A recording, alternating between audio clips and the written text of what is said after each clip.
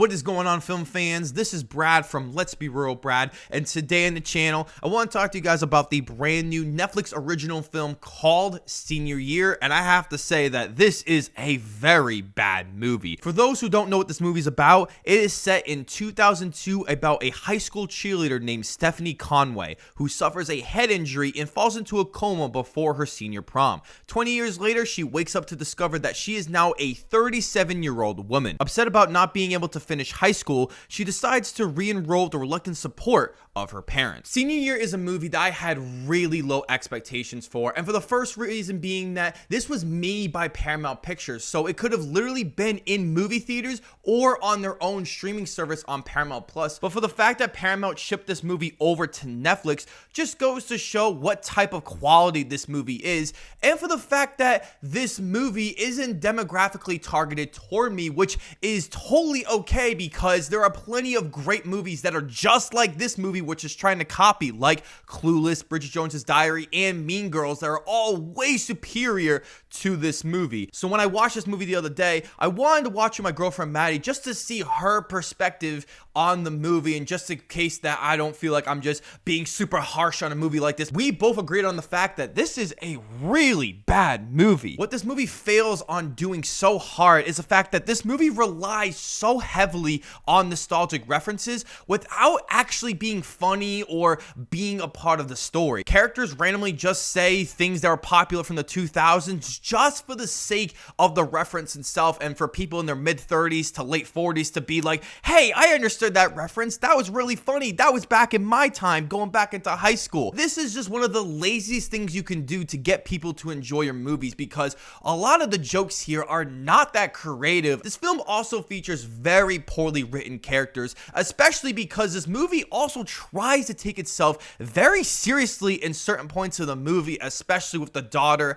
and the mother in this movie, which was a really good scene, I will admit. But this movie tries to take a more deeper route about self-image and the way we perceive ourselves as a young high schooler, especially for young women, which is a aspect of the movie that I really did enjoy. But if you're going to add that aspect while also trying to make this a stupid, over-the-top movie that is so over-the-top and cheesy, then don't add a message like this, because the blend just doesn't work here. I also think this movie is so ridiculously cheesy, and for some people, they're really gonna enjoy this aspect. I know myself a really fun cheesy movie like Billy Madison, which is very much in comparison to this movie, but with Billy Madison, that movie is so cheesy and so stupid, and they don't really try to make that movie all that serious. This movie is also way too long, as this movie clocks in an hour and 51 minutes, and to be honest, this movie should have been at least 20 minutes shorter,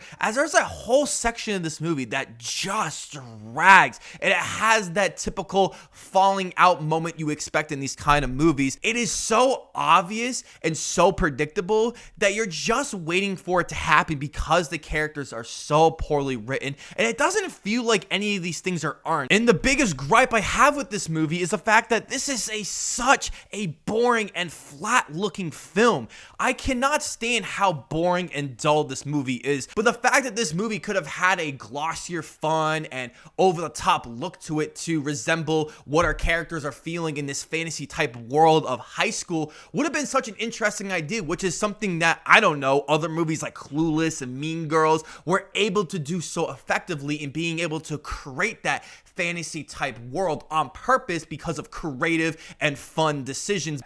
Yeah, it's just really bad. I know I've been super harsh on this movie, but I do have a few positives here, with the first one being Rebel Wilson, as I think she did a really great job here, especially in the body performance, which is something that's very similar to the last Jumanji films, with those kids playing adult characters, and for the actors like The Rock and Karen Gillan and, Jack Black and Kevin Hart to play younger people was really funny and interesting, and this movie decides to play that, in a different way, and I think think Rebel Wilson was able to pull that off. I think people are gonna find her really hilarious in this movie. I also found Mary Holland and Sam Richardson, who are her friends in the film, did a pretty good job as well, and I think the rest of the performances are really solid. But my favorite performance has got to be Chris Parnell in this movie as Stephanie's dad, who you may know as Jerry from Rick and Morty, as he did a really good job in this movie. He is just a super funny actor, and he just plays his character super well. And the last positive I can give this movie is the fact that this is a really silly, dumb movie that has some fun, quirky moments that are here and there